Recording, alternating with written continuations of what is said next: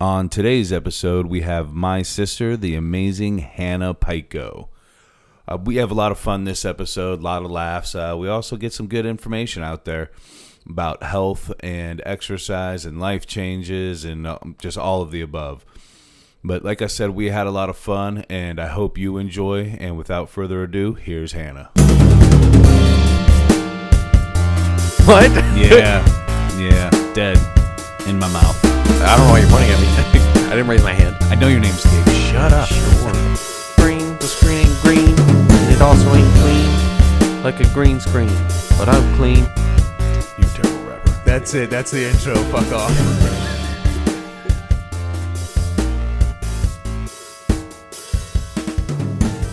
All right, well, on today's episode, I got my sister, Hannah Hammer. Well, Hannah Piko now. I got to get used to it. It's been years, too. I still am not used to it. But Hannah Piko is on. How you doing, sis? I'm great. How are you? I'm doing well. I had a little bit of drama today. I kind of quit my job today. Yeah. Well, that can be a good thing or a bad thing, so, you know. Yeah, I think overall it's a good thing. And I didn't just quit. I gave like a month notice. Right. So. I mean, that's all you can do sometimes, and change is good. Yeah. Oh, I definitely need to change. I was definitely going through my like midlife crisis, pushing 40. Yeah. Realizing was not very content in my life or lifestyle, I guess. So. Well, and that's the biggest thing is realizing there's discontent and making a change, not just settling or playing it out because you think it's the right thing to do, or to save somebody else's right ass or whatever. You got to do what's best for you. Yeah, and it's crazy for me. Like, it's almost like settling is almost going to be better for me because I'm actually looking at, I don't care if I make less money. I don't care if I have less things. I just know that I was not happy with what I was doing. Right. Yeah. And I think sometimes that's the realization we do have to come to, is that it's not always, happiness is not money driven. No. Sometimes it helps. I'm not saying it doesn't help. I mean, it makes life easier for sure. But if you're not happy doing what you're doing and you're still, just making enough, or, it's just not worth it. Right. It's not worth your peace of mind by any means. And, especially with a job, like, we were talking about this the other day with somebody about, giving a 2 weeks notice, and she only really gave like 10 days. And I'm like, man, if people fire you, they tell you to pack your shit and leave that day. Yeah. They're not giving you notice for your pay. Right, exactly. So, it really doesn't operate both ways. No, I think it's a good thing to do, but I do not think it's a necessity. Like, if you have another job lined up that's like, I just can't pass this up, then that just is what that is. Right, and I agree. And I think, out of respect, and, I definitely agree with giving a notice, but I'm just saying, if you don't give them the full 2 weeks, I don't think that they should, reprimand you for that. Yeah, and what are they going to reprimand? Are they going to fire you? Well, like really? I just told you I was quitting. I was trying to be cool, but that's fine. I'm out of here. That's cool. I'll just leave today and start my new better job tomorrow. That is where it's scary for me, and I'm sure for family members, everything is. I actually don't really have another job even lined up yet. Right. Well, I know our instances are a little bit different, but I left my job from the hospital that I was at for like 4 or 5 years. I left there and I didn't have a job lined up, but I was miserable. Yeah. I hated it. And I loved the work that I did, delivering babies. That was like the most amazing thing in the world. But night shifts and weekends and Christmas, like working all of those with 2 little kids was not feasible for me. I wasn't happy. So I said, you know what, I'm going to quit. And then things started playing out for me. Like, you got to have a little faith sometimes and take that leap. And that's when things, will start to happen. Yeah. Well, and it definitely did work out for you. You now work for the health department as a nurse, correct? Yeah. And you're like one of the youngest to like pretty much ever be in your position? Yeah. Yeah. What is the actual position? I'm the director of nursing at the health department of our county, Jefferson County. And I just went to a conference in Columbus a couple weeks ago, and it was, all of the directors of nursing in the count or in the state of Ohio. And I was like one of the youngest in the room. It was a pretty exciting experience to be able to be there. And it was nice too, because everybody was really welcoming and ready to, help me and understand, the position that I was in, being young and in the field, but like excited to see a new face with, new ideas and, just a young person ready to like step up to that role and take a lead. Does it seem like at the hospital that it seems like they're having problems keeping nurses, period? Is there I'm guessing there's some kind of work issues there. Right. Yeah. I mean, I'm sure, a lot of people hear it all the time, but the staffing ratio to patients is absolutely insane. They overwork nurses like crazy. Yeah. I mean, and that's why they can't keep them happy and keep them there. They force them into overtime. You end up working every weekend if you're on call. I know like my floor, it wasn't, our nurse to patient ratio wasn't always terrible, but I know on other floors like med-surg, ICU, they would have, 7-8 patients to one nurse, and that's just like unfeasible to give quality patient care. You go into nursing because you care about people and you want to help them, and then you get into the hospital and they care about the way you chart things, and the paperwork side of things. As long as you chart it well, that's okay. But if you're not giving that quality of care, they just want, people in and people out. Right. It's like a turnaround thing. It's not really, I can't say they don't care about quality of care. I guess they do, but it just all comes down to a lot of paperwork and charting that doesn't allow you to have the time with patients that you really need. Yeah. You know what? I'm going to pause this for just 1 second because I'm seeing something funny on the computer. Okay. All right. Sorry about that. Okay. Did Mom tell me that they actually did they close a section of the hospital, or they don't have a section?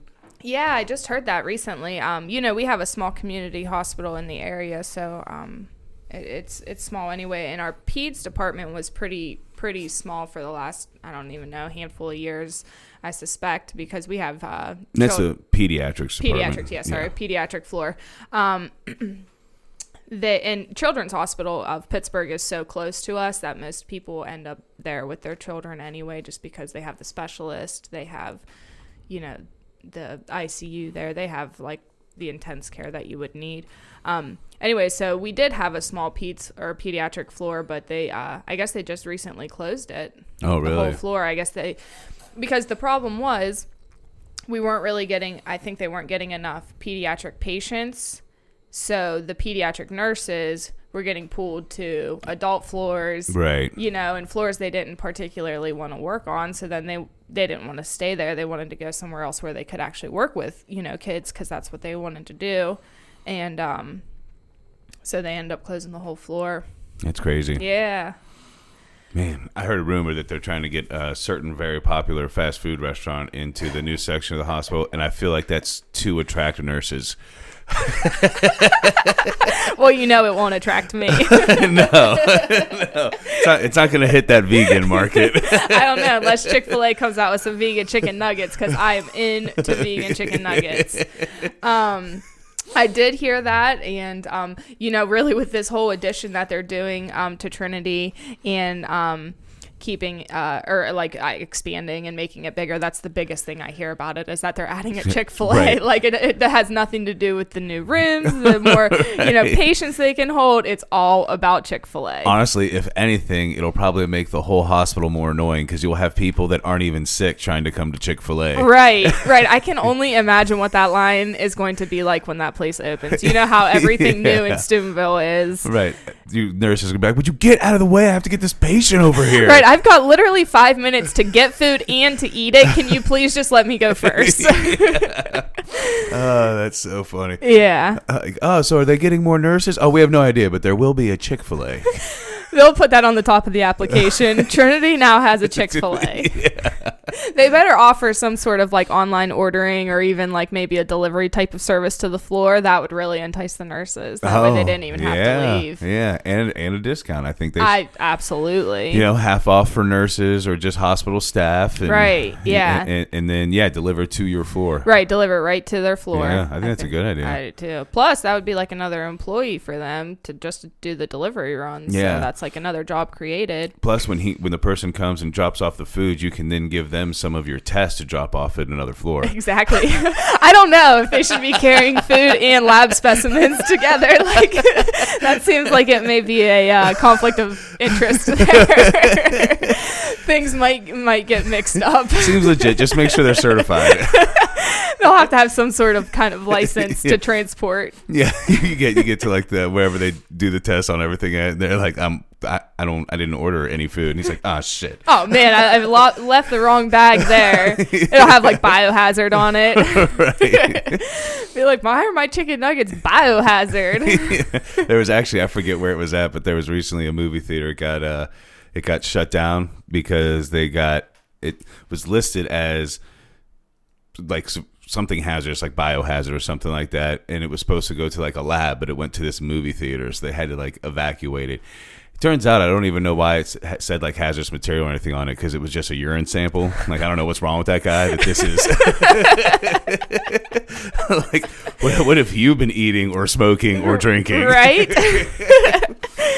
But it didn't end up being a big deal, but it just made me think of that. Yeah, that's hilarious. They had to evacuate the whole movie theater, everything. Well, I'm sure people probably were freaking out, like thinking, "Who knows what's in there?" I said the only guy that did his job right there was the movie theater manager, because whoever sent it obviously put the wrong address and should maybe be fired. The delivery guy, he didn't think like, man, this is weird. Biohazard material to a movie theater. Right. This doesn't seem right. I wonder if this is popcorn butter. That might be true. That shit is probably not safe. Yeah. Anything that delicious cannot be good. That delicious and that greasy. Right. Cannot be good for you. That is hilarious. Oh man, sometimes what I like to do on here, just to give people that are listening a feel for the person that is on the episode, is have them do, say, their favorite movies. Oh boy, we already know this is gonna be good. and I've heard a couple of these, but let's go ahead and go through it. Oh man, you're just trying to embarrass me, aren't you? Listen, it couldn't be any worse than Mom's. Mom could only even get 2. Mom tried to hijack mine. And then pretended like she didn't hear me say it 3 days before. Yeah, definitely like 3 days before. I know. I was listening to that. I was like, she stole mine. Oh man. Okay. Well, so my number 1, Con Air. Con Air. With Nick Cage doing the worst accent of all time. But he's got a killer haircut. I was just going to say, but that hair. But I can't lie, I do love that movie. I mean, I don't even know what it is about it, but I got to watch it at least once a month. I love Steve Buscemi in it too. The guy he plays the serial killer, talks about wearing somebody's face for 3 states. Yeah. He'll freak you right out. Oh man, that is a great movie with a great cast. Sean Malkovich is in that too. Yeah, and he's badass too. He's all bald. I love that. It's just so funny that my little sister, her favorite movie is Con Air. Yeah, that's all right. Mine's a stupid action movie too, called Wanted. So yeah. I guess I come by it honestly. Yeah, and I used to actually love the main song of that, which is one of the few country songs I like. I think it's by Trisha Yearwood. But it's like the main song of the movie. Anyway, I'll have to watch that movie. I'm sure I've seen it at some point. Oh, I'm wait, talking the one about with yours. Oh, no, mine. Yours. The main song for that. Oh yeah. But yeah, go ahead with your next one. Okay. All right. Next, it was Pretty Woman. Pretty Woman. Yeah. Which is just an all-time great movie. Right. I mean, you can't go wrong there. I mean, I'm all for hoes being housewives. So.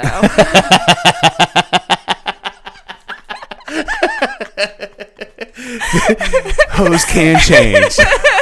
We're out here. Oh, that's fucking hilarious. Oh, man. Okay. All right. So yeah, that's great. All-time classic. If you like romantic comedies and you haven't seen that, get your life together. Yeah, honestly, I had I posted something about it on Instagram like not too long ago. Of course, I was watching it, and she's younger. She's probably like 19 or something. She was like, "What is this? I've never seen it." I was like, "Watch it now." Mm-hmm.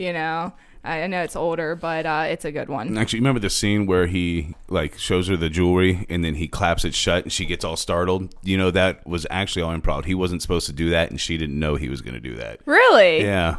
You always know all the facts. I read too many stupid things. I could probably teach myself like all of the world economics, but instead I read dumb things about movies. I can help the world somehow, but, right. But I'm not interested. Right. I'd rather just know all the movie facts. All right. So what's next? All right. I know this one people are probably really going to judge me for, and I just have to say it, and it's going to be Elf. Actually, I have a lot of people love Elf. I don't think you're going to get as much hate on it as you think you are. To me, it's weird that it's in your top 5. Yeah, I mean, maybe it's just a little bit too high up there, and like I guess my top 5, like. Well, my 1 and 2 are like for sure 1 and 2, but from that point forward, there's it's not really like they could be kind of interchangeable. Yeah, exactly. It's just up there as one of my favorites. I just love it. Every single time I watch it, I laugh. Yeah. I mean, and that's to me is a good movie. I completely agree with that. Yeah. That's what I always tell people. They're like, oh, but I don't know if they're if they're Academy Award. I don't care. I'm asking. We're trying to find out about your personality through your favorite movies. Right. Oh, geez. Hannah eats a lot of syrup. I love sugar. Sometimes I dress up like an elf. It's no big deal. Oh, man. Next. Another one is this is kind of random. Just go with it. Jennifer Aniston, Adam Sandler. I actually really love that movie. I love it too. Yeah. But I love Jennifer Aniston, and I think that was the movie that I saw when it came out, and I just felt more in love with her because I realized like how old she was and how good she looked. Yeah, how great shape she's in. I mean, she's like what, 50 now? Yeah. And like she looks so I'm sure she's had some work done, but she looks so natural still, she doesn't look it's like... not crazy like some of them go if she has had work done. I Right. don't know if she has or not. Right, but... yeah, I don't know for sure. I mean, it definitely doesn't look like it, but man, she's 50 and she looks amazing. Yeah, she does. Also, I bet it helps that she's had no kids. Yeah. No, the stress of that. Plus, like it doesn't, getting back in wreck your body. Yeah. Like you're one of the few women I've ever met that like just like a month after having a baby, she's got a 6-pack again. So. Well, yeah, it doesn't. Yeah, it doesn't always work like that. Yeah. All right. So what's next? Last one. Yeah. This is my last one. Yep. I think I'm gonna have to go with American History X. Really? Yeah. Oh man, and that is definitely like a top-notch movie. I love it. Yeah, it's really good. It's like I don't know. I used to watch it and it was like very intimidating to me, but it's like and every time I watch it, I feel like I get something different from it. There's it's deep. I think I don't know. I'm not really that deep of a person, but yeah, there's a lot to take from the movie for sure, and a lot about change and. It almost seems like for me, what I always get from it is like no matter how much it seems like you can't change your life, you probably can. Yeah. I mean, you can go from being the worst to coming out on top if you're willing to make the change, if you want to make the change. And maybe that's, I don't know. I really, I watched that movie a lot, like while I was, still drinking and partying and stuff. Yeah. And maybe it had more of an influence on me than I thought. Maybe it helped you make that change. Maybe, yeah. I realized that I don't have to, be that way for the rest of my life. Which is actually, that's a good lead in because that's one of the things I brought you on here for, because you definitely used to be one of my drinking buddies, one of my party buddies, and partied pretty good for years. I mean, you could hang with the boys. Yeah, well, I grew up with the boys, so. Yeah, me and PJ weren't doing you any favors. No, but we had a lot of fun. A lot of fun. Yeah, for being, being brothers and sister, we were really tight forever, always. I mean, still are, obviously, but we partied together really well. All the time. We actually had a friend one time, he brought friends in from out of town, and he's like, you want to know the craziest thing about these three? They're brothers and sisters. How crazy is that? Right. People would be shocked that we liked each other that much. Right. We would hang out every day. Yeah. I mean, it was awesome. So, but I do want to talk about how you got sober, because like I said, you just, I really want to make it clear to everybody that you partied good. I mean, you were with the best of us when we were going at it. Yeah. Partied early, and I partied a lot. I loved it. Yeah. I mean, up at home, up at college, came back. Do you think the idea of even stopping partying happened when you started to see your now husband? Well, I remember very distinctly.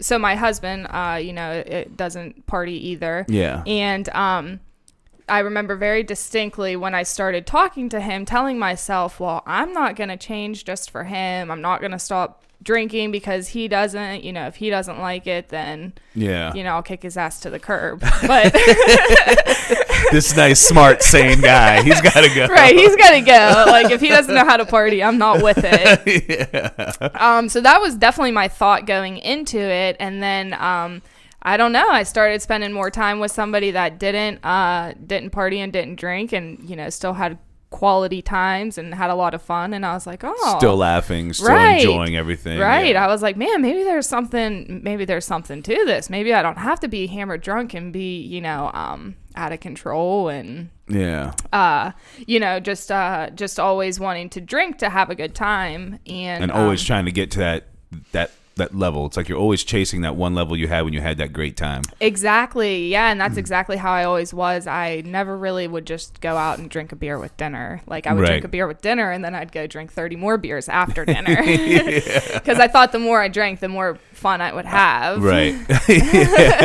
And it never, ever worked out. I mean, I shouldn't say that. I did have fun, but, more times than not, I think I just always took it to an extreme level. Yeah, well, I think it happens to most people. Especially when you get caught in the cycle of partying all the time, because you don't want the party to stop, so you keep drinking, and you get to the point where the next day you don't even want to get out of bed, or some people, they get sick that night. I'm lucky I haven't thrown up since my sophomore year of high school, and I'm 40, so dang, man. Yeah, that was not my case. Yeah, I think you do. For me personally, I was always just chasing that good time that I had before, or and just always taking it to the extreme. And I know, like, one time early on, was seeing him, there was I would say, I don't want to call it like a monumental moment, but it was like one of those moments of clarity. We were going to a Pirates game, and I was like building up so bad in my head. I was thinking, like, how am I going to go to a sporting event, especially baseball, and not drink? And so what do we do when we tailgate? Right. So, do I just watch the game? Like, it's so boring. Like, am I going to laugh? Like, what is this even going to be like? And I'm going to need a lot of peanuts. Right. There's not enough peanuts in the world to make baseball fun. And I grew up with baseball. I do like baseball. Right. I'm not dogging baseball at all. But, and then I went, and we had, like, the best time. I didn't even think about drinking while I was there, and it was just, like, after the fact, it was just, like I said, one of those moments of clarity that was, like, I can have fun and not drink. And here's the other thing. The time before I had been to a Pirates game, I went with Tommy and PJ. And, I got wasted. I was so drunk. They had to take me out, drive me home, blah, blah, blah. I was supposed to have this presentation at, my college. Like, I was going back to one of my classes to, like, present this research I had done. I was so hungover. I was like a blabbering fool. Like, it was so dumb. Like, I had one responsibility probably for the whole month, and it was the next day. Right. It was the next day. I had to drive 2 hours to get there. Like, it was such a disaster. And for whatever reason, you couldn't just have 2 or 3 beers. I had to drink every beer there. Excuse me, sir. Can I have that beer that you're holding? And I think that actually happened. Like, Tommy was buying beer, and I was like, can you buy me one? I need another one.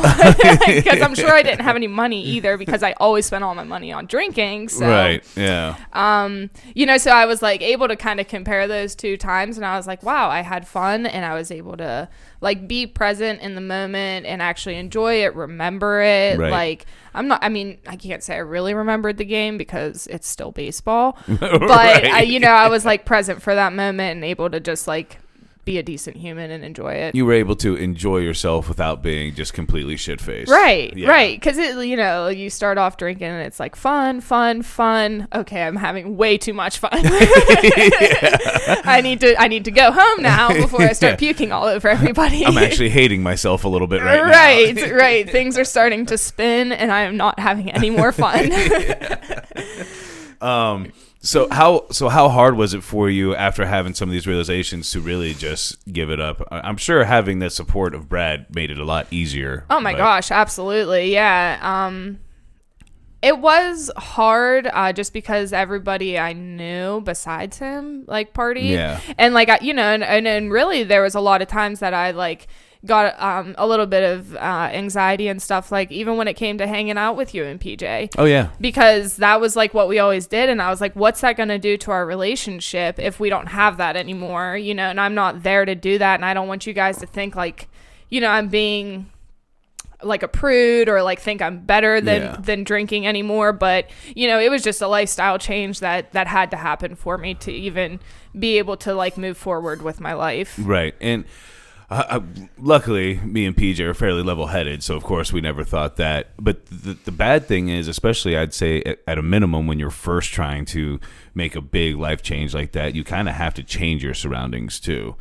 So like while you always see me and PJ regardless doing family stuff and things like that, you're not going to see a lot of your old friends as much. Right, absolutely. Because if you're trying to make changes like that and you keep putting yourself in the same scenario, it's going to be difficult. Right. And that's exactly it. I mean, I had to change, people, places, and things. I couldn't go sit at the bar and expect not to drink. Right.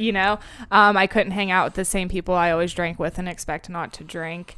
So I did have to get some time in between those old people and places, some abstinence time before I was able to re-enter into those situations until I felt confident enough that I wasn't going to be like tempted to drink. Because for me, and like we kind of already touched on this, it was an all or nothing thing.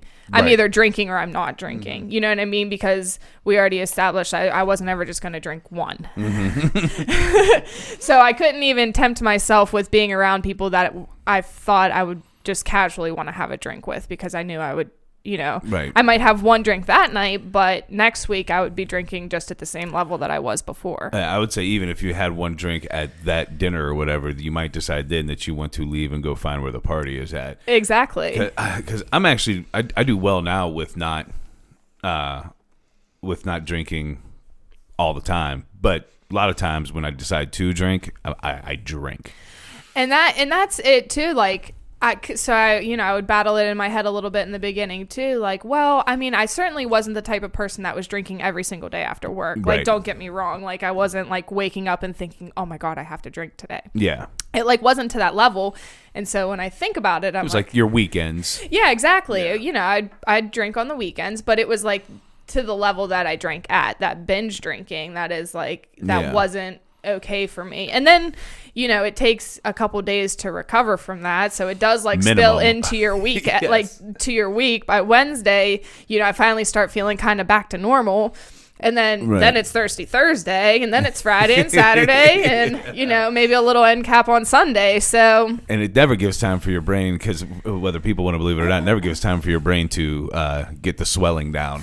Oh my gosh, yeah, I can't. I mean, I used to be, and I'm not even that much better. Probably just damage, but like I'm not nearly as forgetful. I don't know. It's just really. I'm just a lot more capable of being present in the moment and enjoying what I'm doing right in this minute. I think that is so huge, just in general. Not even, I think people have a problem with that with alcohol and with, like, say, social media. Oh my gosh, both. Yeah. Like, you see people, like, I understand if you want to have a little video from your concert, don't film the whole concert. I know. You're not being in the moment. Right. You're not being in the moment. Right. Like, you can't even enjoy, like, what you're doing right now. And, like, I don't know. Like, are you ever going to go back and watch that? No, I'm not. People put it on, like, their whole Snapchat. You're definitely not going to go through and watch all those again. Right. That's out there and then gone. Right. I don't understand. I don't understand the appeal of that. Like, I like to take, like, it's been a while since I've gone and done something like that. But when I do, I like to have like a picture, maybe two. And right. Yeah. If there's like, a lot of the shows we go to, they do a lot of cool like light shows with it and stuff. If there's something cool, I might get a picture here or there. But I mean, I know I don't want to like watch somebody, so I certainly don't want anybody else to have to watch mine. And plus, like holding your phone up, you're not watching really, the whole concert through your phone. Right. You got to stop. Right. Enjoy it. Be in the I moment. agree. Yeah, exactly. Yeah, it's all about being present in the moment.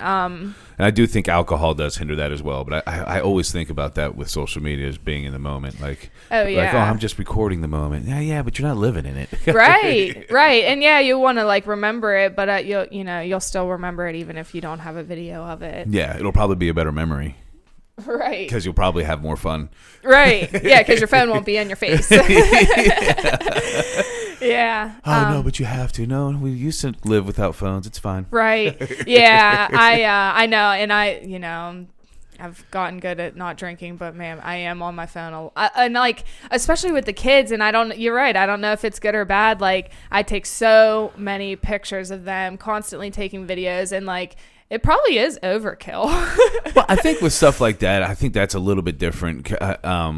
Because I think you still catch the in the moment times with your family. You're with them all the time. Yeah, that's true. You know what I mean? But like All if the you time. go to a concert, I think you should be even more in the moment because that's going to be a couple hours of your time. Right. And that's like a once in a you go to a lot of concerts, but that Right. one time that you're going to see that band, like that's the Yeah. only time you're going to see, you know what I mean? That's the Yeah. only time that moment's ever going to happen again. Yeah, I completely understand more people like posting like stuff with their kids and having overabundance of that, or even like working out or whatever. I Right. understand that a lot more than recording an entire concert. Right.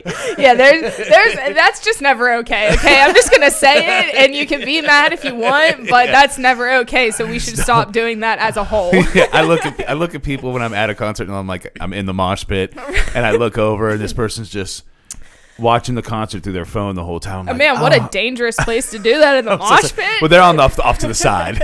Of course they are. I just feel so sad for them. That'd be crazy. I should get like a GoPro helmet in the mosh pit. Yes, a GoPro in the mosh pit, definitely. That'd be so much cooler.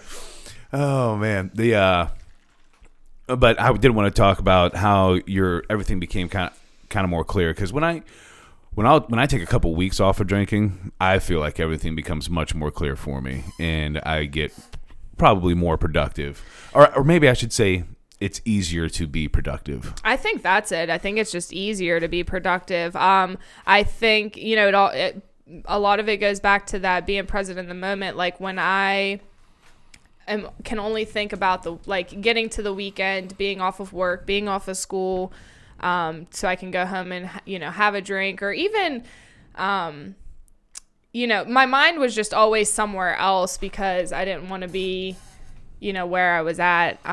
So I do think like my productivity increases because I'm just like, okay, this is what I'm gonna do right now, and I'm whatever comes next is next. That's fine. Yeah.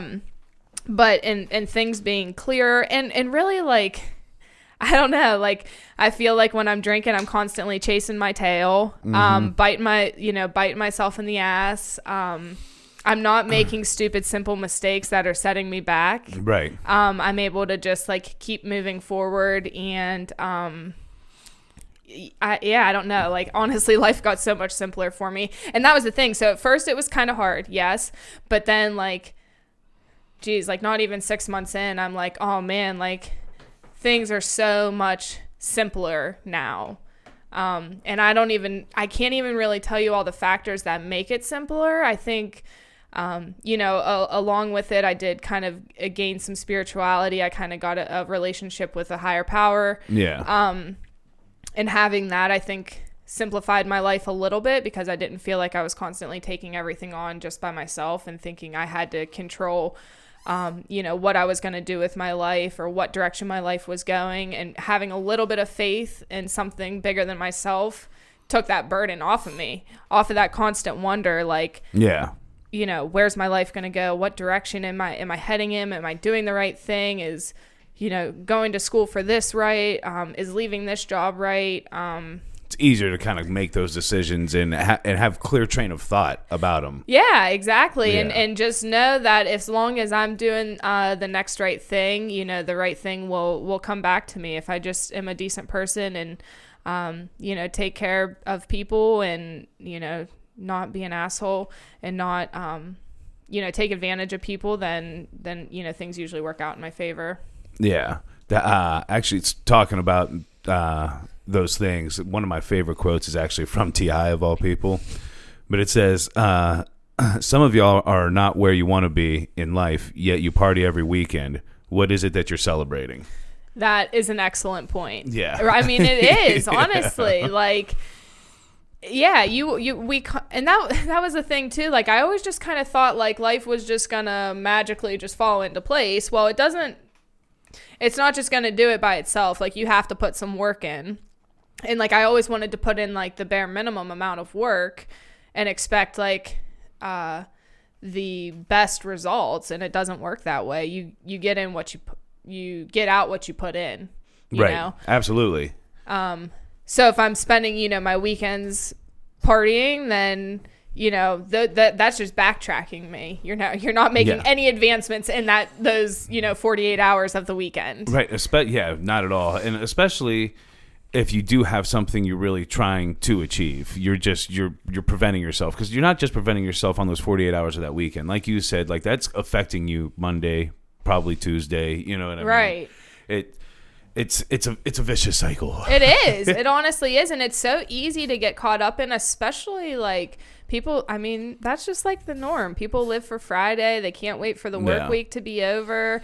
Everybody casually drinks, which is cool. A lot of people can do that. A lot of people can go out to dinner and have a beer and, be super successful and wonderful people. But that's just like, that wasn't for me. I keep aiming for that like 2 to 3 beer a night scenario. It works every once in a while. It doesn't work more than it works. But one of the reasons I wanted to have you on was to talk about that and also going vegan, because I think, we're getting close to the new year. So I think putting some of these kind of thoughts into people's head is a good idea, whether it's actually one that's for them or something they need to hear or not, but it might help some other people. Yeah, and absolutely. whether we're talking about alcohol and diet, it might be workout and change of job for somebody else, but it kind of correlates. Right, lifestyle changes. Doing something to really just improve your overall happiness. That's really all it's about, is like whatever, I don't drink, but if, drinking on the weekends for somebody works for them, then by all means, that's what you should do. Like, right. I'm not out here trying to change anybody, but whatever it takes for you to enjoy your life. Right. And fully enjoyed. I was always like, kind of like, I was always a big fronter. I always like pretended like everything was like really good, but I think that is so much, especially in the party world. I think that happens a ton. Yeah. Like, I was really good at posting pictures that looking like I was happy, but right. When the party ended, I'd go home and I was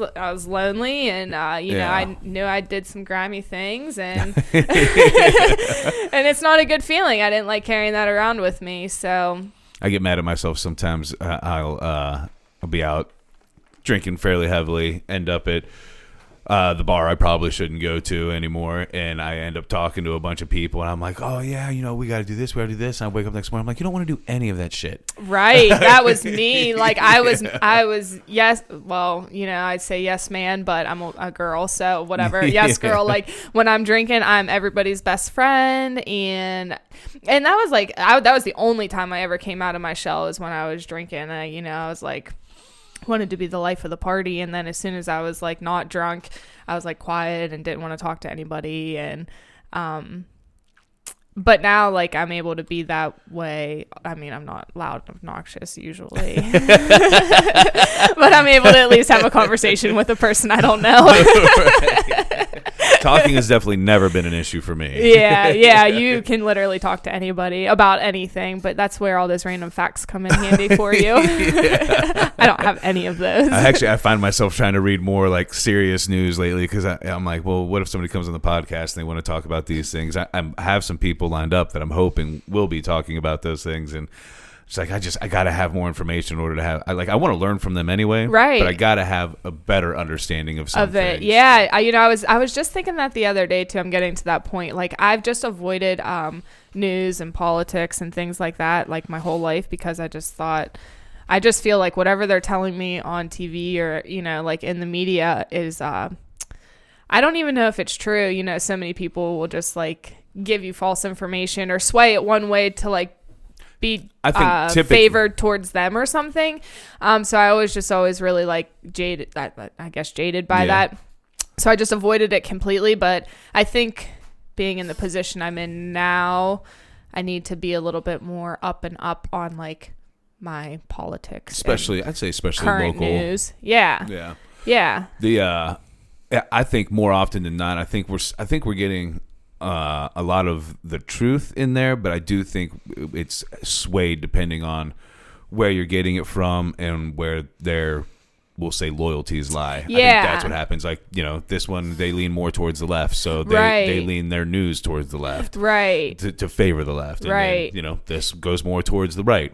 Yeah, so that's exactly what I think. Like, it's not, you're right. I don't think it's necessarily false information, but I just think it's swayed. And I think because I'm like so unfamiliar with either side, like honestly, people say left and right, and I'm like, okay. And I know that's not good. Like I definitely should just it's good. And you know what? And I think about this a lot too. We have the right and the empowerment to have a voice in our country. So I guess like it's our civil duty to utilize it. So I'm gonna that's my goal for 2020 is to be more of a civilian that participates in the local economy, local politics. Exactly. Just have an understanding of what's going on. Yeah. That's definitely something I've been trying to do even this year, but probably even more so next year. Have you ever watched the show Newsroom?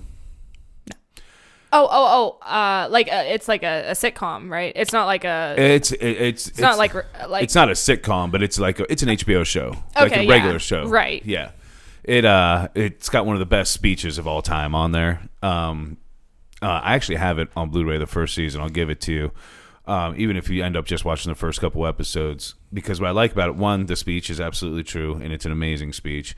Two, the whole point of the show is they want to start doing real news, where even though this guy that is the anchor is more right-leaning Republican, things like that, they are trying to just give you the unbiased news, just the facts. Right. And I think that's what news used to be and what it should be. Right. And then kind of let you just give you the facts and then let you make your own what opinion. you will of it. Right. Yeah, which is just not what happens anymore. Right. Now there's a news channel, CNN, and every news, even their main news platform, is just people giving their opinions on things. Right. Instead of just delivering the news. Exactly. Yeah, exactly. Yeah, they already have an opinion formed. So even the way they present it to you will like make your mind think that way. Right. If you're not like up on your like. And it's okay if they have an opinion formed, but they're supposed to be an anchorman. They're supposed to be news people. So you should be able to take your opinion out of it. Now, if you are on somebody else's show and they ask you your opinion, maybe you give it. But for the actual news portion, when you're doing the news, that should be unbiased. Right. Yeah. They should have to take an oath like everybody else. I promise to only give you the facts. I mean, doctors have to do it. Judges have to do it. They should have to do it, too. They're impacting people's lives. Yeah, absolutely. The problem is now the people above them actually want them to sway it one way or another. Well, yeah. It's all where the money is. It's unfortunate. It is, yeah. So the other thing I did want to get into with you now was vegan and actually your sordid history with food. Jeez, man, I've done it all. Because you ate all the meat. Right. Actually, at one point when we lived in St. Louis, you made sure you got 2 dinners in a day. when you were real young. Yeah, and then I got caught. I do love food, and I always have. Yeah.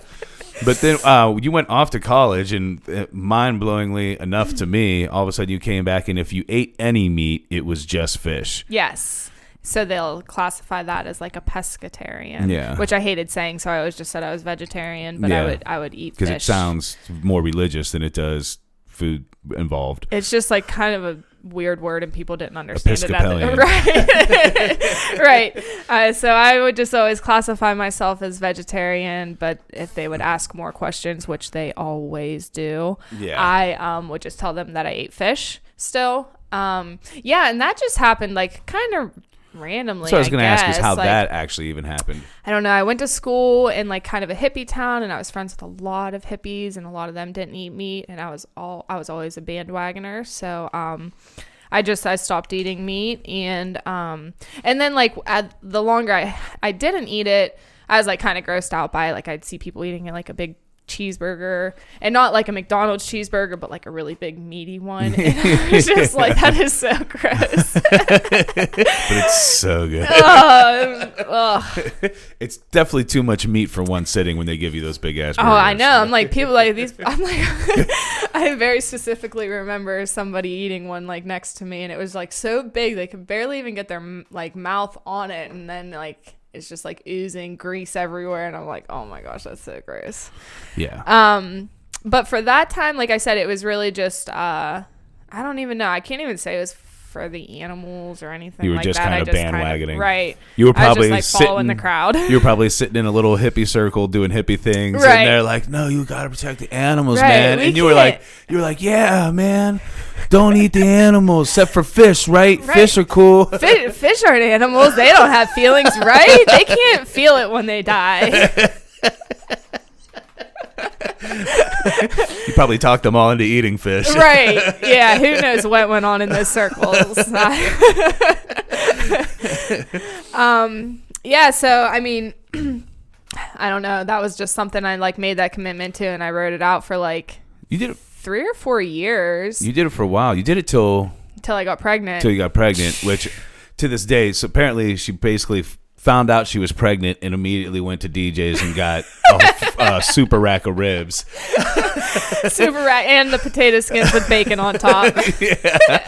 And she said, "I'm sorry, the baby wanted it." I said, "Hannah, you were pregnant for 10 hours." Right. Literally like 2 days pregnant. I was like, the baby needs me. Yeah, like you just wanted meat. That was it. It was just the perfect excuse for me to go back to eating meat. Yeah, you moved back to this area, and the whole time you were probably like, "Man, I forgot how good DJ's ribs are." Right. Finally got pregnant, and the whole time your husband, he was eating meat. Oh yeah, he ate meat. We did make a lot of fish. We were big like on salmon and tilapia, even though that's like, I guess that's like one of the worst. It's like a bottom feeder. Now that I It's a think poop about fish. It. Yeah, it's so gross. Yeah. But we did eat a lot of seafood. Because we always did try to eat relatively healthy, until it comes to snacks. Yeah. Well, and I think that, you guys are great with sweets. We love snacks. And I think the big problem I think a lot of people have, don't get me wrong, I do think vegetarian vegan does health-wise work for a lot of people if they do it correctly. But I think regardless, people's problem when they do eat meat is eating too much meat. Like people go and they're like, "Oh, I'll take the 12-ounce ribeye." You don't need that.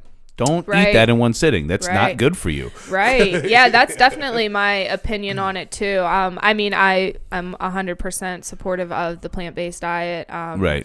Which we'll get to you being vegan. Right. But I do think really just in our society, the portion control in the American plate has changed so much. Your biggest portion is your meat or your quote unquote protein. Should be your vegetable. Right. It should be your vegetables and not like and this isn't a dog on us growing up, but when our plates at home, it was, a steak or a burger or piece of chicken or something, then we'd have some canned green beans and a piece of bread or like a potato. Sometimes we would have like broccoli, but it'd be like, now what you do is you dip your broccoli in this mayonnaise. That was Dad's signature move. And I won't even lie, like that's good. It's no wonder delicious. people want to eat it. I mean, that's why like diet change is hard, is because bad food tastes good. And I still do it sometimes to this day. Right. Well, I buy that vegan mayonnaise and dip everything in it. it. But does it taste quite like Hellman's? It's no. Does it taste more like Miracle Whip than Hellman's? No. Oh, that's good because I hate Miracle Whip. Miracle Whip. I Yeah. wouldn't even eat it if it was that because that shit is not. People okay. hand me Miracle Whip and I just throw it right immediately. Doesn't matter where I am. I just smash it. Don't let anybody else eat it either. Like, no. Nobody should take this in. Public restaurants going up against the wall. Right. Sorry, it has to happen. Everybody needs to know how bad this is. Doing it wrong. Right. Yeah, so I think that's it. Like, and even and even like eating meat 3 times a day is crazy. You know what I mean? Yeah. Like, I would eat bacon and eggs for breakfast. I would eat maybe like a chicken salad for lunch, like like a salad with chicken on top of it, not chicken salad. Yeah. We had a big blowout about that one time when I asked for a tuna salad and he like thought I wanted tuna salad sandwich or something. Yeah, like just mayonnaise and tuna. Right. Maybe throw some pepper in. Right. But I really just wanted a salad with tuna on top of it. Anyway, sometimes I just like to clarify that. And then you have meat for dinner too. So it's just like really the overabundance of meat that we eat. I think if you're going to eat meat and stuff like that, you got to get a ton of fiber. You got to get a ton of leafy greens. And I do think with your dinner serving, like when I buy steaks, I don't ever cook the whole steak that I bought. Right. You know what I mean? Like I cut it in half and I cook that piece because I think your meat, especially if it's going to be red meat, I think you should probably only have like 4 to 6 ounces. Right. And probably leaning more towards 4. Right. I don't think you should just be like, yep, 12-ounce steak every day. That's how I get it done. No, bro. No, that ain't good for you. I mean, and then typically what I do is I'll cook that, and then it's been a while since I've cooked. I'm trying to get back into it now, but I would cook like 4 to 6 ounces of some red meat, and then I would cut up some avocado, then some broccoli, and then I would either do a salad with like spinach and kale, or I would just saute up some spinach and kale and just kind of put the meat on top of that. Right. Yeah. Yeah, and that's the thing. Like, yeah, that's exactly what, like I said, you know, if you're going to eat meat, okay, that's fine. But, yeah, I just think the portion control needs to be, you know, that needs to not be considered the main dish anymore. Like your vegetables, your dark leafy greens, that needs to be considered like your main, you know, the main portion of your plate. Yeah. And you can make greens taste good. Yeah, I mean, I know that's people's like biggest thing is especially, you know, when they start asking me questions like, well, isn't it all just taste the same? And doesn't it taste like you're eating grass? I'm like, I've eaten grass before and it doesn't taste like lettuce. Not even a little bit. Right. So no, the answer is no. But seriously, and I think really more so now, like we explore with flavors and seasonings and different things like that, because you are a little bit, you do have to a little bit more because meat is very flavorful and it was really easy to add flavor to. So I do think I think we explore more now with flavors and different seasonings, and oils, exactly, like different styles of food and different ways to cook vegetables and stuff like that to make it a little bit more you know, appetizing or whatever. And that's the other thing I always try to get across to people too. Fat also is not horrible for you. Like and neither are carbs. Right. Like we were taught to believe. Right. If you get good healthy fats, like using avocado oil, olive oil, avocado, period. Right. Yeah. Period. Then you're doing good for your diet. Right. Yeah, those are good fats that you need. The fats that are in meat are, you know, the fats that you really don't want to be consuming. So even though it's not vegan, I'll take like a good I'll either usually use avocado oil or grass-fed butter. And I'll like saute up like my broccoli or whatnot in that, throw a little salt, a little pepper. Right. Yeah, and they do make vegan butter and it's excellent. We use it a lot.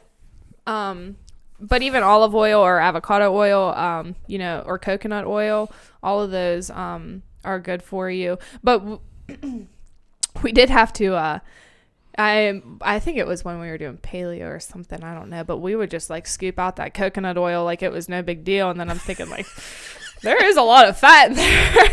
Like we'd be using like 2 tablespoons to like cook our eggs in. Yeah, and listen, when you pull out I actually prefer like the avocado oil and stuff like that to the coconut oil, mainly because when I'm scooping that coconut oil out, it just seems like it's not healthy. It looks like you're just what's that? Like Crisco. Oh, yeah. Like, it looks like you're just scooping out this lard of. That's exactly what it looks like. Yeah, it's it does look kind of gross. Yeah, I'm like, I don't know if I can trust this. Right, this might not be good for me. I did put it on my dog's food for a while though, for like their They coat. do say it's really good for their coat. Yeah. Yeah. Well, people love coconut oil. They'll rub it all over their bodies. Oh, people are crazy. Yeah, they'll see something on the internet. But And I also don't think carbs are bad. I think if you eat a ton of carbs, it's bad. and I think what carbs you eat is important too. Yeah. Because people ask Like me, cereal, no, not really great for you. what? Eating a box of cereal at night's not good for me. Well, especially not if it's like Frosted Flakes. Right, or Lucky Charms. Nom, nom, nom. I don't ever do that, I swear. I use almond milk, so it's better. It just gets rid of all that sugar. Yeah.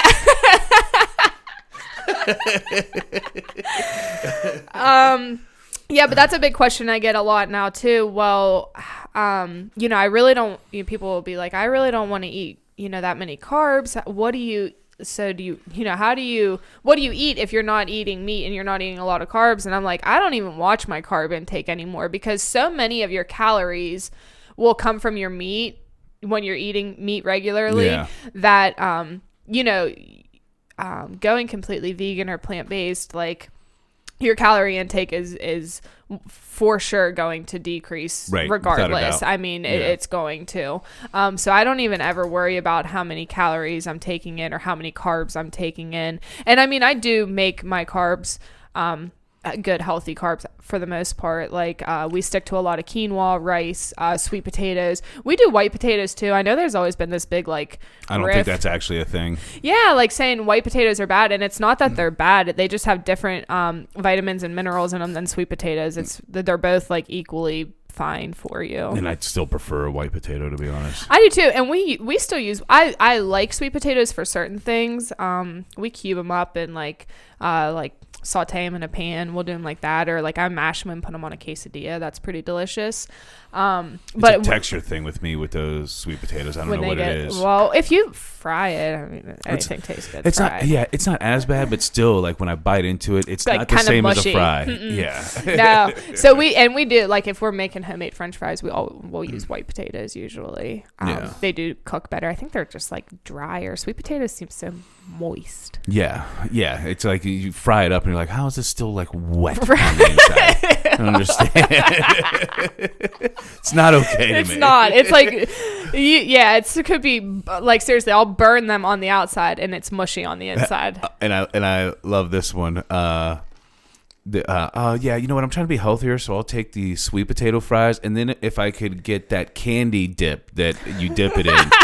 Yeah, just icing. Yeah, icing. Yes, the icing? stuff you put on Cinnabon. Yes. I'm gonna need 2 of those. I'm doing the sweet potato fries. I'm keeping it sexy, but I'm gonna need the icing to dip it in. Yeah, I need 2. One to take like a shot, and the other one to dip the fries in. Yes. Yeah, that is the world we live in today. People like justifying good behavior when it's not. But you know what? I talk about this a lot I was just talking about this with somebody, but like really it all just comes down to education and like the way, like our parents grew up and stuff, like what people thought was We were looking good. at that food pyramid on a podcast towards, actually, I think one of the first ones with Mo, actually. Oh yeah. And the old food pyramid, still the new one's not right because the greens area isn't big enough. Right. But the food chart was just crazy. Yeah. It was like, carbs was like the biggest section, and it was like bread and cereal. Right. And stuff like Grains, that. yeah. And then it was, think meat, like vegetable had a very small area. Right. And then it was like, for some reason, dessert was on the food pyramid. Like, it's okay. Like, you can have dessert from time to time, but it shouldn't be on the food pyramid. It's not a Right. requirement in your diet. Right, yeah, you don't ever need that. Unless you're me and your favorite movie's Elf, then sugar is in Yeah. my food pyramid. Yeah, she actually has her own cup here. I'm pretty sure there's just syrup in there. But yeah, I just think like, and it's just one of those things too. Well, these are the types of meals my parents cooked. That's how I learned to cook. And then there's, and I've seen this a lot too. People will be like, well, diabetes or Diabetes. or hypertension runs in my family. Well, it's not just that runs in your family, it's your diet that runs in your family. Right. People continue to eat the same way that their family's always eaten, and I'm not trying to like dog on people's family or the way things were. That's just what they thought was the right thing to do at the time. I mean, we never sat down to dinner without having bread and butter with dinner. You know what I mean? And Dad used to butter it for us all, and then we were all mad when he stopped buttering it. I stopped eting bread when he stopped buttering it for me. Yeah. Hey, Dad, you're being a kind of a jerk now. You're being pretty rude. Now I'm gonna have to starve, and I love bread. Yeah, I still love bread. It's a problem. Oh man, I love bread, and Ruby, my daughter, loves bread too. I mean, she will eat a whole loaf of bread if I let her. So I guess it does run in the family. But that is how they were taught for sure. There's actually you can do some research into it. There was actually a company that was teaching you like high sugar, high carb diets were better than high fat diets. And if you're going to choose between the two of those, it's definitely high fat over a high carb, high sugar. Oh, yeah, absolutely. Sugar is pretty much poison for your body. Yeah. And it is crazy. And it's hard. It's hard for people that, are trying to navigate through like the diet system, because anything you look up online, you can find supporting information for, so it is hard to find like everything has its echo chamber. So you got to go to all the sources and figure it out. Yeah. And I do think, certain things work for some people and it's not going to work for everybody. I mean, all of our bodies are different. So I don't just like some meds don't work for some people, just like things just don't work for everybody. Right. Yeah, exactly. So our diet is definitely the same exact way. So I do think, it is a little bit of trial error. And it's just, like I said before, it's just not easy. Bad food tastes really good, and giving that up, that's like a lot of people's like comfort. I think sometimes, because I would actually prefer to cook the meals that I make, which are way healthier than what I eat when I'm just grabbing stuff. Right. But I think a lot of it sometimes is just a matter of convenience. That was another point I was going to touch on for sure, is the convenience. I mean, they make, convenience food isn't typically good for you either. Yeah. And people, we're always just running short on time. We're always just running around. People are busy, and we like feel like we have to, you get hungry, you want to eat something quick and just continue to do what you're doing. Right. And but even like in my scenario, like for years I worked, like my schedule was 11 to 8. So, if I didn't party the night before, then I could get up and do my breakfast and stuff like that, how I wanted to. But for lunch and dinner, it's going to be on the go. Like, I'm not going to get home at 8 o'clock at night and cook myself a meal. A full meal. You know what I mean? I'm not going to do that. I shouldn't be eating a full meal at 8 o'clock, period. Right. But even if I was inclined to, I'm tired. Right. I don't want to come don't home. Feel like making all of that. Yeah. Yeah, I agree with that too. And especially like, if you live alone, like I know Mom even runs into that. Like, you don't want to cook a meal for yourself. Like, that sucks. I actually do kind of love it. It's just a matter of if I've worked all day and at 8 o'clock, like if I had worked like a 9 to 5, I think I would do it more often. Yeah. Because I actually do enjoy cooking. I'm pretty good at it. Right. But it's a matter of when I'm getting home at 8 o'clock. I'm not trying to do anything like that. So I go to my friends, Mac, McDonald, and the King. He treats me pretty well sometimes. He lets you have it your way. Yeah. Problem with him is he's been burning the bacon a lot lately. but they do have that Impossible Burger. Man, I'm telling you, I probably enjoy it more than the Whopper. I like it, man. I don't like that they try not to put cheese on it. I always make them put cheese on it, but I go no cheese, no mayo. Obviously. But it's delicious, and I love that they have the option, and I'm not going to be one of those vegans that cares if they cook it on the same grill as the meat. Right. As long as they don't give me the meat burger, I don't care. Right. Just give me the non-meat. Right. I mean, your choice to be vegan is not an allergy. Exactly. Like, I'm not going to die if my Impossible Burger comes into contact with some fire roasted other meat byproduct. I mean, I'm sure it's not going to affect me. And if you do feel that hardcore about it, how about you take control of your own life and say, hey, can you just put that in the microwave? Or which they will do for you. I mean, there is people that they'll that feel that strongly about it, which is cool too. That's cool. think it's okay if you feel that way. I don't think you should be suing Burger King. No, absolutely not. I mean, I'm just grateful that Burger King has it, Eaton Park in Steubenville has it now. Oh, do they? Yeah, so there's some options around, which is exciting. Plant-based is becoming more popular, and we're getting more. And I know people will get like all up in arms too, like, well, if you're gonna eat something that tastes like meat, why don't you just eat meat? And I mean, so this time around, it is definitely for health benefits, but I do it for the animals too, and I don't want to eat a dead animal, so that's why I'll eat something that tastes like meat and love it, but I don't want anything to die for me to have to eat that. Yeah, my argument would definitely be I don't like factory farming and stuff like that, but if the entire human race stops eating meat, we're gonna have some serious issues with, like, have you seen the hog problem? No. So there's a legitimate so regular pigs, when they enter the wild, within like a couple of weeks, it might even just be 1 week, they actually completely do a body transformation. So like the wild hogs you see that look like boars and stuff like that, those are regular pigs. Just when they become wild and they're not being taken care of, they grow tusks, they grow hair, and their snout gets longer. So there are so many that they are literally decimating farms and people's property, and because they have no predator. There's in the United States especially, we do not have enough predators for them to take care of animal populations. So deer would be overrun, and pigs are overrun. It's literally something that they're committing. The United States is actually committing. I'm trying to remember what the number was, but it's something crazy, like $60 million a year to try to deal with the feral hog problem.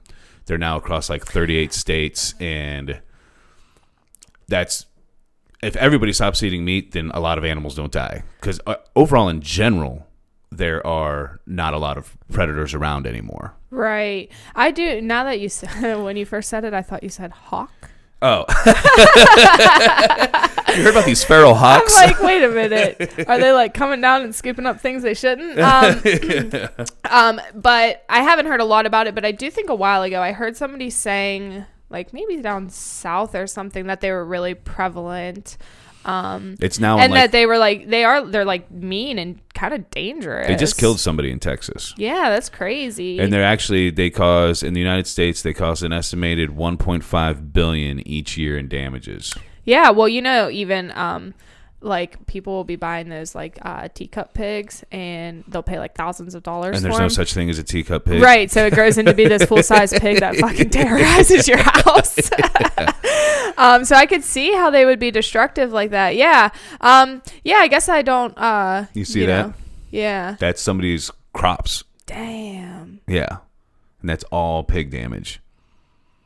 Pigs are wild, man. Yeah. And like, so I guess I do get that. I don't think everybody, I did share that. I don't think everybody in the world needs to be vegan or plant-based. I just think that we have like this overconsumption. And I mean, there's definitely an overconsumption. You look at like these cow farms, I mean, the mass amounts of cows that are there and dying, I mean, is sickening. The factory farming is a serious issue, without a doubt. Yeah. I don't think that's good for the planet, for me, for anybody. If people were going out and hunting their own pigs and their own deer and eating them, then... Yes, I think about it all the time, because one of my favorite people that I like to follow, he bow hunts, so I always think about picking it up, but that's such a dedication. Yeah. I think if I decide to do it, I need to just go ahead and gun hunt. Yeah. Yeah, I think the bow's a lot harder. Yeah, it takes a lot of practice. Yeah.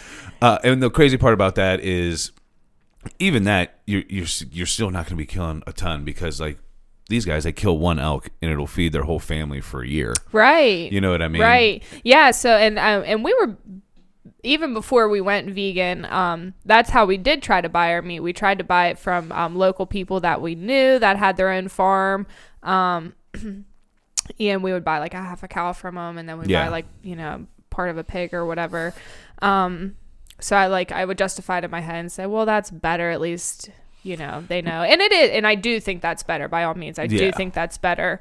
And it tastes better. You know what kind of quality meat you're getting. I think what you get from the grocery store is pretty scary, honestly. But again, it's convenience. Like, Yeah, I do aim for like the grass-fed products when I go to there, because then there's a 90% chance the animal had a better life at a grass-fed place than Right. you're paying the extra money for that treatment. But, Right. But to me, that's worth it. Plus, again, you shouldn't be eating as much meat as you are if you do decide to eat meat. Right. Yeah. So, but then, that was also what kind of really led us into being vegan was, cause Brad, I mean, like my husband, he was like a carnivore through and through. And then he went to pick up a pig on, Halloween.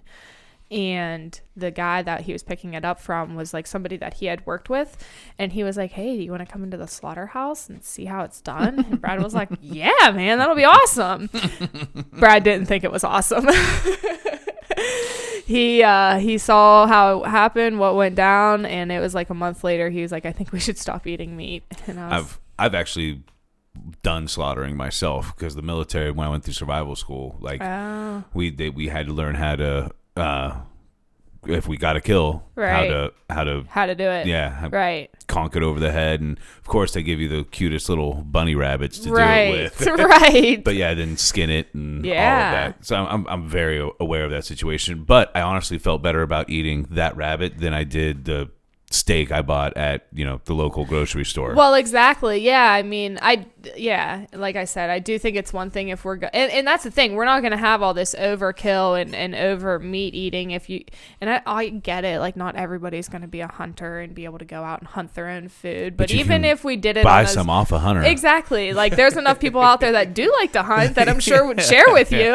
Like, there are professional hunters out there that kill more food than they're ever going to eat. Right, you know what I mean? Right. And they're all about conservation too, so they're going to help you get that. Right. They care. They care about the animals. Most of the avid hunters really care about the animals. Right. That's actually Joe. It's how he became a hunter, because he had started learning about factory farming and stuff like that. Joe Rogan. Mm-hmm. He started learning about factory farming and stuff like that, and he said, "All right, I'm going to either become vegan." Or I'm going to learn to hunt my own food. Yeah. And he went with hunting. He ended up being he caught on to it pretty quick. So he ended up going with hunting his own food. Yeah. And I think that's definitely, I definitely think that's a solid option. Yeah. But I also think there are some people, like Brad actually showed me a thing one time where it said some people's bodies actually handle a vegetarian or vegan diet better than other people's. And it goes by blood type. It is, yeah. You look up your blood type and there's... If only I knew what my blood type was. I don't even know how you find that information out. I just know mine. Yeah. Hey, doc. Actually, I think when I got pregnant is when I found mine out, because they have to tell you. I tried to ask Mom. She was like, are you kidding me? Right. I'm sure she doesn't know hers either. So whatever your blood type is, it'll tell you kind of like what your body will absorb and utilize the best. Right. And it's like I don't think it's... I don't want to say like proven, but they're still doing more research on it, but it seems like legit. I mean, it makes sense, whatever type of blood's flowing through your body. To me, it just makes sense that not everybody is going to have the same dietary needs and everything. Exactly. And the big thing is like so much of our health is based on what we're putting in our mouth, and people just like don't really understand that. I'd say probably like 90% Oh my gosh, at least. Because listen, pretty much everything that goes wrong with your body is caused by inflammation. Yes. The inflammation that is inside your body is caused by what you put into your body. Right. Like it's not like, we're not just sticking something in our mouth and then it's coming out the other end. I mean, so much happens in between there, in either our body's absorbing it or it's not, and it's causing problems. Gut health, if you can get your gut health right, get your gut flora right. It will change everything in the rest of the systems of the body. There's a good chance for a lot of people, with all the research they've been coming out with now, if you get your gut health right, get your gut flora right, that you might not need the antidepressants that you're on. Yeah. That you might not need the anxiety medicine that you're on. Right. I mean, I was at that conference I was telling you about, and we had this presenter that was talking about functional health versus conventional health, like seeing doctors for medication and stuff. And she had seen this young girl that was completely normal, and then all of a sudden started having this really bad like anger issues and was like acting like a total like maniac. And the mom was like really concerned. She didn't know what was going on. They'd seen all these specialists. They'd tried all these like SSRIs, which are like antidepressants. Right. Yeah. And trying like to figure her out. So she finally brought her to her, and it turns out that she had really severe Crohn's disease, and her gut was just so messed up. Yeah. It was causing all these Issues. mental health issues for her. And then once they were able to get that situation settled out. Crohn's is really hard to deal with anyway, but once they were able to start managing it, she was like back to being a normal, happy 13-year-old girl. Yeah. Yeah, absolutely. It's crazy. Your energy levels, everything. Yeah. And I do think it's a big problem with mental health, especially with all the research that's being done. I think more doctors need to pay attention to people's diet for those things, because I think the prescribing of what are they called, barbiturates and SSRIs, I think those are almost as bad. They're not as bad. Obviously, the opioid epidemic is crazy. Right. But I do think when you overprescribe people those, it can also have just disastrous effects on people's lives. Yeah, absolutely. They're really hard to get off of once you're on them. And I do you think change your chemical makeup of your brain. Right. Yeah, absolutely. I do think that some people definitely need them, and I think it helps a lot of people. Agreed. But I do think that there's always other options, I do other think that avenues. I do think this should be the last resort. Yeah. I don't think somebody should come in, you should be like, okay, we're just immediately going to put you on this. Like, okay, what's your diet like? Right. Well, do you and exercise? Right. Here's the thing. As a nurse, going through nursing school, and I do have like a bachelor's in nursing, we took one nutrition class. Right.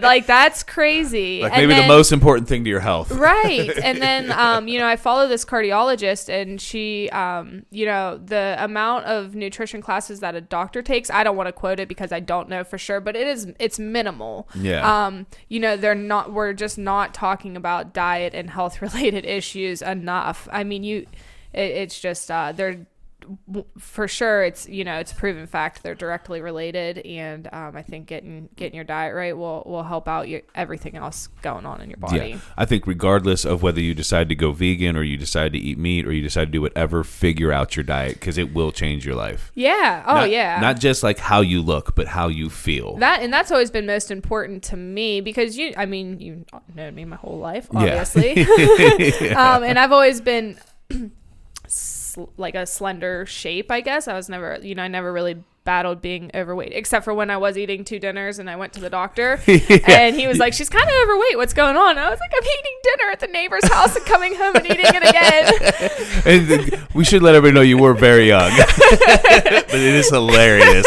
because you were a chunky little girl.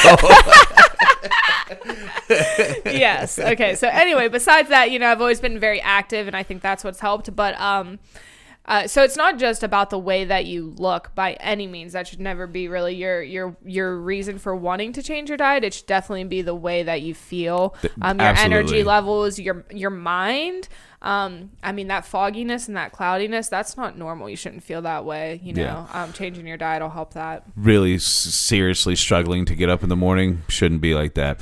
Also, before you drink your coffee in the morning, get a good 16 to 20 ounces of water in your body. Yes, and then continue to drink it through the rest of the day, because your body needs that to flush everything out of it. It needs lots and lots of water. And you actually, I was reading a book, Own the Day, Own Your Life, and he talks about how much your body actually dehydrates while you sleep. So it actually does help you waking up. That's drinking water first in the morning before your coffee. I remember you telling me that months ago, and I really try to, and it's not that much, but I try to drink at least one big glass of water in the morning before I drink my coffee, and I do feel like it helps. Yeah. He wanted me to put, well, I wasn't talking to him, but in the book, he's wanting everybody to put a little bit of sea salt and a little bit of lemon in there as well. Just some of those minerals in the sea salt. Right. Yeah, like don't go crazy and drink salt water. Right. That would kind of defeat the purpose. Yeah, but that's one thing I know definitely, especially pushing 40, I have to make some changes, and I'm definitely looking forward to the new year and trying to make some of them. And I think a big thing for lifestyle changes is taking one change at a time. People will be like, I'm going to quit smoking, I'm going to start exercising, and I'm going to eat healthy. Like, you ain't going to want to do none of that. You're going to you overwhelm yourself. Right. When you try and then to do you too much. burn out too quickly, so, and things don't just happen overnight. Take it one day at a time. And anything worthwhile takes work. Exactly. Yeah. And just, the results will happen, and you'll feel better, and and then it'll be easy. First you're going to have to put some work in, but then, once you get to that point, there's going to be this shift where it's like, oh, I feel so good that I want to keep doing this, that it's not hard for me to do anymore. And eventually it just becomes your routine. Exactly. Yeah. Yeah. And your routine will go from, depending on where you're at in your life, like your routine will go from, drinking 3 or 4 days a week to working out 3 or 4 days a week. Eventually. Right. Don't expect it to happen overnight, but eventually it will. Yeah. Because I've went through gym phases where I got in really good shape. Right. That was really my focus. I actually never focused on diet, and I still was doing pretty well. Right. But a big thing for me now is focusing on diet and gut health and my productivity. Yeah. Yeah, I think, and those will all go hand in hand. I mean, you get that gut health right. And I know, like you said before, you've got some problems with gluten. Oh, and yeah. I mean, if you figure and I love that bread out. so much. Right. And yeah, that's why it's hard. And especially with something like that, where like it'll mess you up a little bit, or it'll cause you that fogginess, that cloudiness. But it certainly isn't like, causing you to go into the hospital, or no. what I mean? Like, yeah, mine's not bad. Like, completely tapping you out of the game for a couple of days. So it's easy to say, well, if I just eat it now, it's okay. Yeah. But, in the long run, if you don't have it, you're going to feel, especially the longer you don't have it, then, it's really going to make you feel better. Yeah. With me, the gluten, what it does is if I eat too much of it, which now that I've stopped eating it as much, I can get away with eating it some. But when I was eating it all the time, especially when I first started the pizza shop, so I was just eating it all damn day. Right. Oh, you messed up a pizza? Cool, I'm going to eat half of it. Right. I haven't eaten for 6 hours because I've been busy, so now I'm just going to eat everything. Yeah. But I was getting, I don't know if they call it like a descended stomach, but my stomach was bloating to like 2 or 3 times its normal size. Actually, the girl I was living with at the time, the first time I complained about it, she thought I was being a big baby. And then when I stood up out of the bed, she literally out loud went, "Oh my God," because that's how big my belly was. Oh my gosh. It's very uncomfortable. Oh my gosh. Yeah, absolutely. I know, just as a female, when we get, bloated during that time, like how uncomfortable that is. Yeah. And that's exactly what gluten will do to somebody that, even if you aren't celiac or like completely allergic to it, if you have a sensitivity to it, it'll still do that to you and make you really uncomfortable. Yeah, I think that's the biggest thing. And people are like, "Oh, it came out of nowhere." Well, it kind of didn't, because really the body, especially the bread that we have now and how dense it is and everything, the body is never really supposed to have that. Right. We went through phases of famine and stuff where humans started eating it, decided they loved it. Like grains, we're supposed to eat in different ways, but we're not really supposed to just eat loaves of bread. Right. Right. Even though I want to. Yeah. And so the humans got used to it, and then you ended up with all these diets that said don't eat any carbs. Right. So now when you go back, your body is now not used to it. You've Right. taken it away, and now you're like, oh, I think I'm like intolerant of gluten and this and Right. that. I really truly believe that's where a lot of that came from. That's what happened. Yeah, no, that totally makes sense. Yeah, because you had like the Atkins diet and stuff that were trying to Right. get That was you like off of that. taking you off of carbs completely, which is crazy. I don't, You gotta have some carbs. Right. Eliminating any one thing completely out of your diet, I mean, except for meat, obviously, if, you want to be plant-based, is crazy. There's got to be some sort of balance And there. if you want to do keto, I think keto is good for you to hit a fitness goal. Mm-hmm. Like, I think you can do that for a month or so, and then start introducing some carbs. Here's the other thing. You can actually eat some carbs and still keep yourself in ketosis as well. Right. You don't have to do zero carbs to be in ketosis. Right. Yeah, that's true. We did that for a short period of time, and I mean, man, we did see great fitness results. Right. I was definitely like the leanest I've ever been. I lost weight quickly, which was never like I said, a goal for mine, but I did with keto. And in turn, I did feel better. My mind felt really good because I wasn't intaking all those sugars and those carbs. Yeah. So I do think I had some clear-headed, days while I was doing it. But that's the thing, is it's not sustainable. No. I mean, for some people, I think they've done it for years and it is. But for me, like, that is just that was harder than going vegan. Yeah, I don't think any elimination diet is sustainable or really should be sustainable unless it's like I'm never going to eat candy again. Right. Like, that's okay. Don't eat candy anymore. Right. That's fine. Right. But I when it comes to the actual core food groups, I don't think cutting any one of them out is sustainable or should be. Right. Yeah. For a long period of time. Again, if you don't want to eat meat, you can get your ways around that because you can get protein in other ways. Right. But you do have to be diligent about that as well. You do. You have to kind of watch. I think I honestly probably get more protein now than I did then, just because I am more cognitive of it, you know what I mean? Because that's like everybody's first question, but where do you get your protein? Like tons of sources. Right, like literally so many other places besides meat. Sometimes when people ask me like silly questions, like I understand if you don't completely understand the vegetarian or vegan diet, I understand that. I don't expect you to because you're not trying to do it. Right. But like you can do, like there's this thing in your hand and you can access all the information in the world. Right. How do vegans get their protein? Nuts have protein. Right. There's certain fruits that have protein. Oh, man, there's protein in a lot of shit. Right. Oh my gosh, vegetables have protein? Right. No way. Get not outta not here. enough. Not like a 32-ounce steak. Okay, bro. But that always cracks me up when people ask questions like that. Like if you think that the only way to get protein is from that, then then you're obviously not ready to have a nutrition conversation anyway. Let's do a little research. I get a lot of my protein when I can manage to find good ones from avocados. Yeah. And that's a good, healthy protein. It's good for my heart, which I got to be careful of because of our family history. Right. I feel like I have a heart attack every other day. Yeah, there's a lot of other sources for protein. And I think there's two other things that I definitely want to touch on. I think go ahead. Just really the main thing is eating whole, unprocessed foods. Yes. Processing is such a big thing in our society that it's hard to even find unprocessed foods, but eating raw foods is really good for you. Raw vegetables, whole grains, things like that, things that aren't, microwavable, things that aren't, produced in a factory. Right. That alone will change, your health and the way you feel. Yeah. And even even say if you are eating in a meat diet, still again whole foods, getting a steak over a hot dog, getting salmon over fish sticks, or even I always get concerned, and I'm really not sure about this, but I feel like because of the idea of processed, and I worry about lunch meats. Oh my God. I love sandwiches. Ugh, terrible for you. I mean, how do they even get it into that shape? That's my thing, right? It seems like it's really just one big hot dog. That hot dog looks real weird. I want it though. Just wrap it up. I'm sure if you throw it on the grill, it's gonna taste delicious.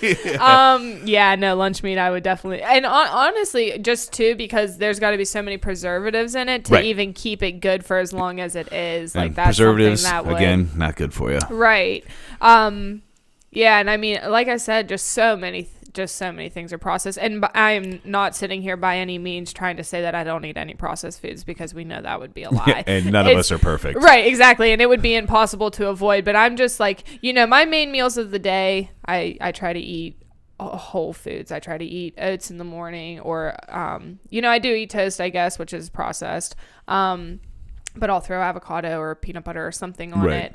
There has to be a balance, and you should be eating more whole foods than processed. Exactly. And that's it. Yeah. 80-20. Eat 80% of your foods whole, unprocessed foods, veggies, grains, things like that. And then the 20% eat a whole box of cereal and a pack of Oreos. I don't know. Yeah. For a long time now, I'm trying to get back into it now, like I said, but for a long time now, I've been doing 80-20, but it's 80 meat and 20 bread. Right. Those are the only two in your food pyramid. Yeah. Oh, sorry. Got to throw some cheese in there. Yeah. Oh, God. Yeah. And then yeah, so I guess, like I said, people are always really concerned about protein and how you would even survive without meat and protein. And I don't even do that much like protein shakes or things like that. I mean, like, honestly, maybe twice a week if I've done like a really hard workout, I'll drink one after, but it's not something that I do every day by any means. So I don't feel like I need to get it from some artificial source either. Yeah, I gotta be honest. The only thing I really think those protein shakes are actually good for, in my opinion, are muscle recovery. Yeah, Like and I agree. I actually don't think you should be drinking protein shakes all that often. The Right, people that drink one like, every time they go to the gym and stuff, I just don't know if that's necessary. Yeah. I think it's overkill. Yeah. I mean, really. But I am still able to like lift heavy weights and do hard workouts at a high heart rate and stay in shape without better shape now really than I've been without eating meat as my protein source. Yeah, Brad looks good. He seems like he's got a little bit of higher energy too. Oh my gosh, yeah, he's like the tiredest person I've ever met, but he's been better since we've been vegan. I think it's just really hard sometimes when you're eating a lot of meat, your body just has a really hard time breaking it down and processing it. So when it sits in your gut for a long time, it just makes you tired. Your body's working so hard to digest that food and process it that you get sleepy. Especially when you are eating the amount that most Americans are eating. Right, exactly. That's what I mean. If you're getting 8 ounces instead of 4 ounces. Right. And if you're not going heavy with your greens too, right? Like getting you some fiber too to help it push through, or else it's just gonna sit there. Yeah, and if you don't have a healthy gut biome, it's even harder for it to break that stuff down. Exactly. Because literally, when I do make my steaks and stuff like that, there is more green on my plate than there is steak. You know what I mean? And that, like I said, if you're eating meat, that's the way that it should be. Is that your greens and your vegetables should overpower, and even your potatoes or your rice or whatever, your grains should be bigger than your meat portion too. Yeah. Not as big as your greens, but it should still. I typically try to go pretty light. I do eat carbs when I'm trying to eat healthy, not like I've been doing recently again, but when I do try to eat healthy, I do go lower carb. Yeah, and I think that's especially for people that are trying to get to that weight loss goal. I mean, yeah, I do think cutting, carbs down is good and helpful.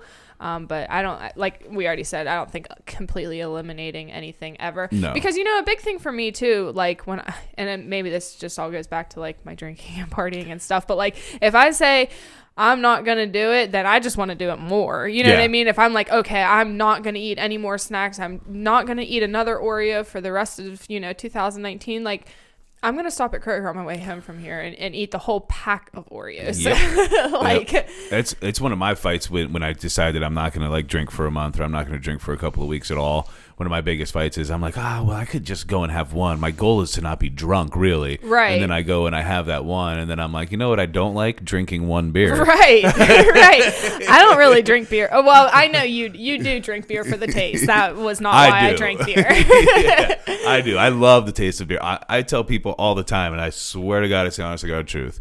Because it would even be good for me in social settings that I currently like to attend if they had non-alcoholic beer that tasted like the beer that I drank. Yeah, I like would drink IPAs. It. Yeah. Yeah, IPAs, stouts. Right. Even if you got one that tasted like a decent domestic beer, I'd be okay with that. But I'm weird. People think that I either drink like IPAs and stuff, or I drink Pabst Blue Ribbon, because to me Pabst Blue Ribbon tastes the most like actual beer. It's a classic. Yeah, can't ever go wrong with that. But if I had something like that. Right. I would just drink that because taste is a big part of it for me, and having something in my hand. I tried to do energy drinks for a little while, and that was a terrible idea. Your heart's got to be racing all the time. Yeah. I do think that's a big thing in social settings is like, even I like always have an iced coffee with me somewhere. And then like, you just, I don't know, you want to have something to sip on, I guess. So honestly, even when I see a lot of people in recovery, I seem to notice they always have a drink in their hand. Yeah. Always have a drink. Yeah. Yeah. I'm always got some coffee or Red Bull or something. So water is really what I should drink more of. But yeah. And honestly, if you are going to drink energy drinks, try to get the ones without all that sugar. Yeah. I'd always buy sugar-free Red Bulls. I like the Bangs. I do love Bangs. Is there sugar in this? No. Oh, I didn't think so, but I couldn't remember. In any of them or just certain flavors? No, I don't think any. I do like Bangs. Yeah. I do drink those pretty frequently too. Actually, and if those aren't there, there's ones called Rain. Oh yeah, like Rain the Over Me. too. Yeah, those are just to me. It's like Bang, did you make another company? Yeah, exactly. Right. Just to try to flood the market. Right. Yeah, no, both of those are delicious, and I do drink those. I'll drink those usually sometimes before I work out, even because I feel like it does give me that extra boost. Because I'm not real big on pre-workout anymore. I'm not either. I feel like it's too much. It is too much. I would do it sometimes before I got pregnant, and I mean, I felt it. Like, I was like ready to go. Yeah. But then, you know, I got pregnant. You can't obviously drink it then. Then I was breastfeeding. You can't drink it then. Then again, I was pregnant, breastfeeding. And so then I was like, you know, 3.5 years out of using it. And I was like, this probably isn't even necessary. And like, right, you know, before when I'd work out, I was like, I want to be the best out exercising. Like, I want to win. And now I'm just like, just let my body keep moving and keep being functional. That's the biggest thing. And don't, like, honestly, guys, stop trying to lift all the weights because your body's not going to be functional. Yeah. It's That's the not gonna thing. be Like, functional. I just want to keep my body healthy and keep moving as long as possible. It's actually one of the only things that scares me a little bit about CrossFit is some of the motions and some of the things in my shoulders. Yeah. Like, you know, what are the snatches or whatever, stuff like that I worry about, just like. Right. You know? Yeah, well, yeah, that's where, you know, technique and things like that come in handy. And I don't think like ever snatching 300 pounds is necessary unless you are going to compete like in the Olympics or, you know, the CrossFit Games, I guess. I just don't think unless you are trying to be compete, you should just not be really lifting heavy weights. You should be sustaining healthy life. Right. Yeah, that's what I think so too. I mean, really, in the grand scheme of things, nobody cares how much you can deadlift or back squat or snatch. You know, the older you get, even the people that you talk to, they don't really talk about it that much. Right. Like I hear very few people even talk about PRs and stuff anymore. Like, no, I'm staying in shape. Right. I'm just trying to work out, stay fit, you know, like look good. That's what I'm doing. Trying to keep this keg going. Keep that 6-pack up over there. So I told somebody the other day, I said, somebody said, my 6-pack looks weird because I got this, like, they're not lined up evenly. Oh, yeah. I said, that happens to a lot of people. Yeah. I said, I actually just like to keep mine covered, you know, with then this nobody layer. knows like how weird it looks underneath there. Yeah, mine's lined up super weird too, so I just keep a nice layer over top of it. Layer over top. Plus, for the winter, it keeps me warm. Yeah, absolutely. It's cold out there. Actually, today was pretty nice, but the winter is cold, so. And there's no insulation on the floor underneath this, so it gets so cold in here. So cold. Oh yeah, I bet. Yeah. It's miserable. I have heaters and the electric bill's insane. I know. I saw a heater in here earlier. I had to stop and get that dolly, and I saw a heater in here earlier. I was like, why is he running an electric heater? But that makes sense. Yeah, because it can't keep and up. And that basement down there is huge. Yeah, the AC will run, or the heat will run nonstop. It'll just never shut off. Oh my gosh. Yeah. Poorly designed. Yeah, it just needs insulation underneath, and they didn't do that. I think to me that's what I see as being the big problem. Yeah. So literally what I end up doing is sometimes I even lower it all the way down to 58 just so it won't run all the time. Right. And then I just put a heater in whatever room I'm in. Yeah. Or whatever room, if I'm gone, whatever room the dogs are in. Right. Yeah, that makes sense. Yeah. Jeez. Pain in the ass. Right. Sometimes $350 bills. Oh. That was a great noise. It sounded like you were on the start of doing the Wookiee noise. A great noise for a not so great comment. Ugh, that sounds terrible. Is your heat electric? Yeah. Geez, so you're running both. Yeah, it's a pain. Mm-hmm. Well, we've actually had a nice long conversation. You have anything else you want to go over? I don't think. I think, you know, we touched on the biggest aspects of my life, most importantly, my favorite movies. No, and, you know, just being sober in today's society and how that looks for me, and being vegan. Those are two, you know, off color, you know, like not the norm, norm. Against the grain. Mm-hmm. You know, and we're out here doing it. We're surviving. So, I think that's good. And I got a couple other people that are going to be coming on talking about sober and vegan. Trey's going to be coming on. Oh, cool. And actually, Angela's going to come on. I was going to say you should definitely get Ange on. Yeah, I talked to her. She's an expert. Yeah, well, and that's she'll really be able to get into the nitty gritty of the health aspect of it and Right. the benefits. I mean, I know a little bit, and a lot of it I learned from her. She was a huge inspiration for me. So yeah, I think when I have her on, it'll be like a full on vegan episode. I'd like to. I'm technically booked through January, but I'd like to actually get her on as soon as possible and just throw it on a random day. Yeah, that's a good idea. But all right, well, I appreciate you coming on. I had a lot of fun. Absolutely. It was awesome. Thank you so much. No problem. And we'll definitely have you back on again. Cool. I'll have something awesome to talk about next time. There we go. This is the Gathering of Fools. We're out. Peace.